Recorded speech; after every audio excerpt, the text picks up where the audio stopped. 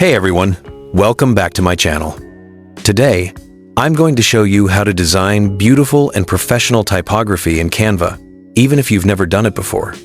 So first, open Canva and click on Create a Design. You can choose any size you want. For example, an Instagram post, YouTube thumbnail, or custom size depending on your project. Once your blank canvas opens, we're ready to design.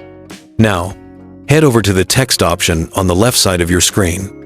Click Add a heading, subheading, or body text, and type your message. This is where the fun begins. Typography is all about how you style your text to make it look visually appealing. Let's customize it. At the top bar, you'll see the font menu. Try experimenting with different fonts. A great tip is to combine two fonts, one bold and eye-catching for the main word, and another clean or simple one for the supporting text. This balance gives your design a professional feel. Next, play around with font size, color, and alignment. Canva also gives you options to adjust letter spacing and line height, which helps you create more breathing space or tighter text effects depending on your style. Now, let's make it pop! Click on Effects from the top bar to explore cool features like shadow, lift, glow, or neon. Try subtle effects. Too much can make it look messy.